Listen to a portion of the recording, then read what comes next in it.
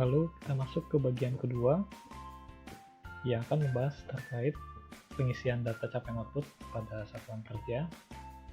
Pertama, prinsip-prinsip dasarnya, lalu ketentuan-ketentuan dalam pengisian data capaian output. Yang perlu diperhatikan ada beberapa hal dalam rangka pengisian data capaian output.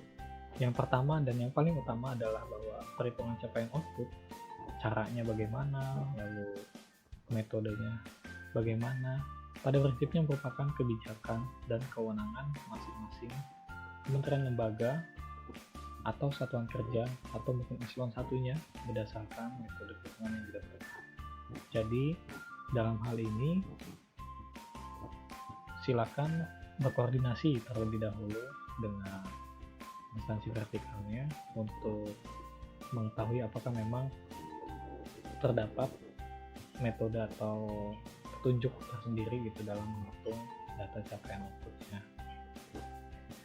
Lalu pada prinsipnya unit eselon 1 di sini dari KL perlu membuat petunjuk teknis tata cara perhitungan capaian output pada saat lingkup organisasinya, karena memang dari sisi proses perencanaannya di sini eselon 1 KL merupakan unit yang paling berwenang gitu ya, atau paling mengetahui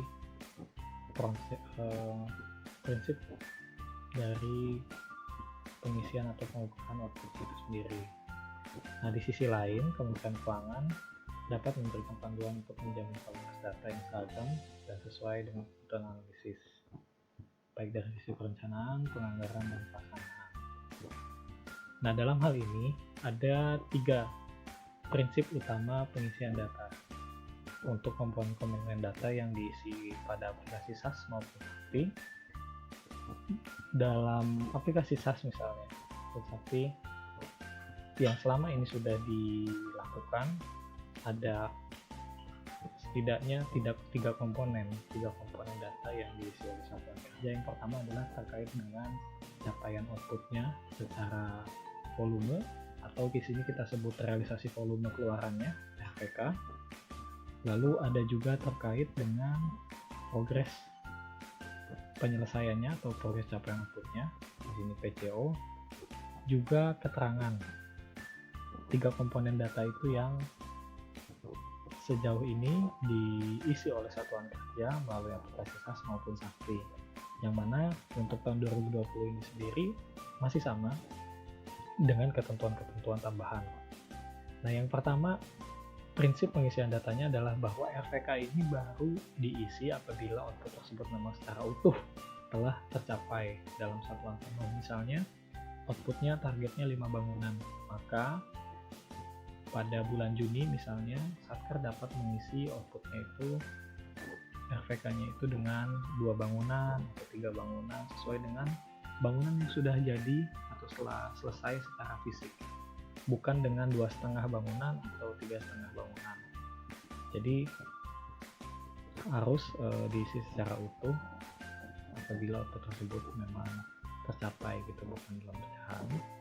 Lalu yang kedua, memperhatikan apakah PCO itu progresnya itu dapat dihitung secara proporsional sesuai dengan RPK-nya atau tidak berdasarkan RPK yang telah dicapai. Maksudnya misalnya kalau untuk 5 gedung tadi targetnya, apakah bisa dihitung PCO-nya itu secara proporsional berdasarkan RPK-nya. Dengan contoh tadi bulan Juni dia sudah menyelesaikan 2 bangunan misalnya, apakah PCO-nya langsung dapat dikatakan bahwa progresnya sudah mencapai 40% gitu untuk outputnya, yang diperoleh dari tadi 2 dibanding dengan 5 ya target outputnya sudah didapatkan 40% atau tidak gitu, apakah harus diperhitung satu persatu, maka itu harus melihat karakteristik output sendiri. Lalu yang ketiga adalah PCO diisi dengan persentase, angka persentase penyelesaian tahapan-tahapannya dengan 2 angka dan 2 angka di belakang koma, jadi bisa diisi sampai dengan desimal 2 angka di belakang koma. Ini salah satu contoh perhitungan RPK dan PCO sebagaimana 3 prinsip tadi yang sudah disampaikan sebelumnya. Jadi RVK baru diisi apabila output tersebut memang secara utuh telah tercapai. Dalam contoh ini diuraikan bahwa ada output berupa pembangunan rumah susun di mana target outputnya 20 unit bangunan. Di bulan Mei misalnya sudah selesai sebanyak 3 unit, jadi yang sudah selesai sampai siap digunakan misalnya seperti itu 3 unit, sementara yang lainnya masih dalam progres. Nah, untuk perhitungan RVK maupun PCO-nya bisa dilihat di tabel ini, di mana di sini RVK-nya, realisasi volume keluarannya adalah sejumlah unit yang telah selesai secara utuh gitu ya, yaitu 3. Sementara PCO-nya adalah dengan membreakdown progres dari masing-masing unit gitu. Jadi untuk 3 unit tadi setelah selesai dianggap 100%, maka bisa dianggap 100%, maka bisa dikonversi dulu nilainya menjadi 3/20 kali 100%, 15%. Ini progres untuk yang 3 unit tadi. Sementara yang unit lainnya mungkin berbeda-beda, di mana ada yang 50% mungkin progresnya, ada yang baru 30%, ada yang mungkin belum dilaksanakan sama sekali gitu ya, entah dari tahap perencanaan atau tahapan-tahapan lainnya. Nah, ini kemudian nanti setelah dihitung, dikonversi, maka didapatkan total progresnya sebesar 29%, di mana ini menjadi angka yang diisi pada aplikasi SAS ataupun Sakti untuk isian progres capaian outputnya, PCO-nya. Jadi tidak serta-merta 3 dibagi 20 kali 100%, 15%, yang lainnya diabaikan gitu, tidak. Karena ini mungkin akan menunjukkan informasi data atau informasi yang kurang tepat gitu. Seakan-akan bahwa yang sudah dilakukan baru terhadap 3 unit rumah susun tersebut, padahal sebenarnya sudah ada progres untuk unit lainnya gitu, tahapan-tahapan yang sudah dilakukan untuk pencapaian target di rumah susun unit lain, di unit-unit lainnya gitu. Nah, sehingga prinsip yang pertama adalah RVK-nya baru dihitung apabila secara utuh telah tercapai. Nah, lalu yang kedua, memperhatikan apakah PCO dapat dihitung secara proporsional atau tidak berdasarkan RVK yang telah dicapai. Contoh yang pertama tadi sebenarnya sudah menggambarkan ya, apakah PCO-nya dapat dihitung secara proporsional. Untuk yang contoh sebelumnya,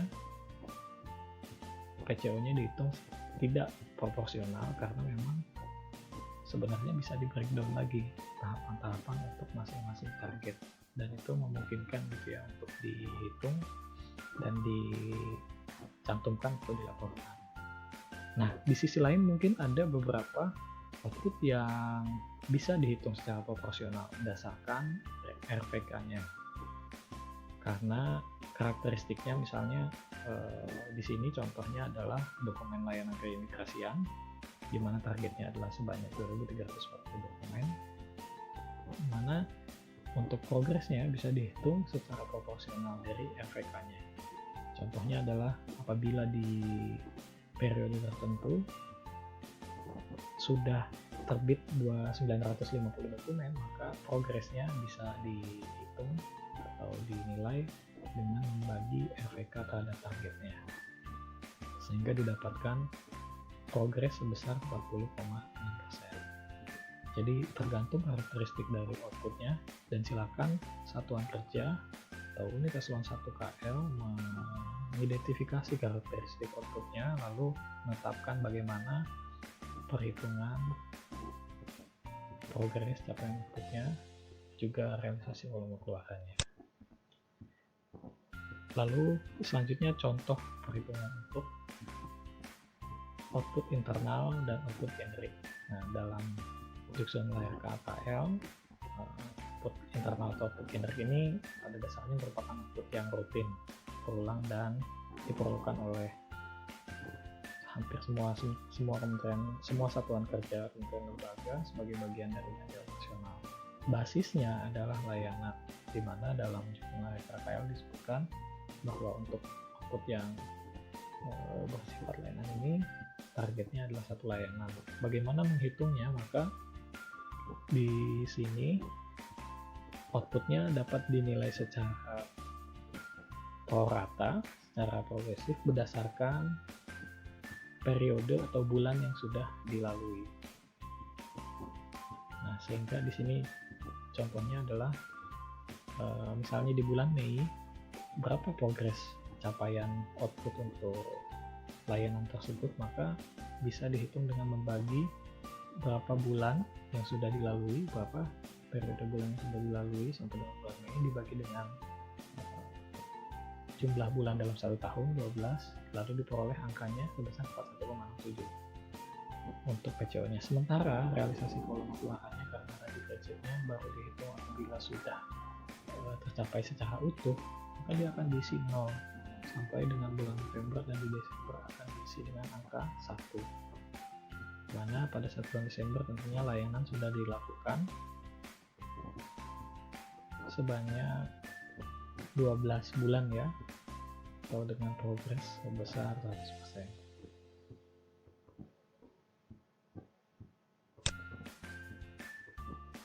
Nah, yang penting juga tadi, apabila output tersebut dimungkinkan untuk di breakdown atau diuraikan lebih jauh tahapan-tahapan pencapaiannya, sehingga perhitungan progresnya itu bisa lebih tepat yang menggambarkan capaian atau penyelesaian yang memang sudah dilakukan oleh Satker, maka satuan kerja bisa membreakdown gitu ya tahapan-tahapan atau aktivitas yang menggambarkan pencapaian dari outputnya itu sendiri. Nah, salah satunya adalah dengan mengidentifikasi komponen dalam RKKL ataupun aktivitas-aktivitas lainnya ya yang berdasarkan basis perhitungan yang ditentukan oleh satuan kerja Kementerian Lembaga. Contohnya misalnya di sini output dokumen berupa dokumen program legislasi nasional dengan target 1 prolegnas. Pada bulan Juni bagaimana menghitung progres capaian outputnya? Nah, untuk output yang dengan karakteristik seperti ini, dia perlu di breakdown gitu tahapan-tahapan atau komponen, misalnya dalam komponen yang menjadi bagian dalam pencapaian output 1 prolegnas ini. Di sini contohnya ada 6 tahapan, mulai dari penyerapan aspirasi, penyiapan konsep, perencanaan perumusan, penetapan prolegnas, sosialisasinya, dan evaluasinya. Sehingga apabila semua tahapan ini sudah dilakukan, maka dapat dikatakan bahwa aktivitasnya sudah selesai, aktivitas pencapaian outputnya sudah selesai, dan dapat diakui sebagai output progres